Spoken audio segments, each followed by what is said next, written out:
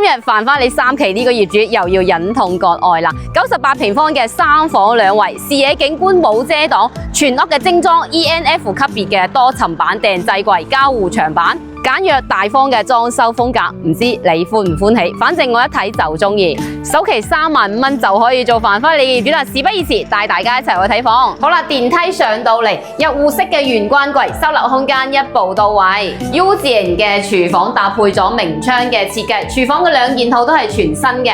廚房出嚟連接餐廳，4人位嘅大理石餐台一齊品嘗家宴嘅美味。3米長嘅餐邊櫃，簡約又大氣。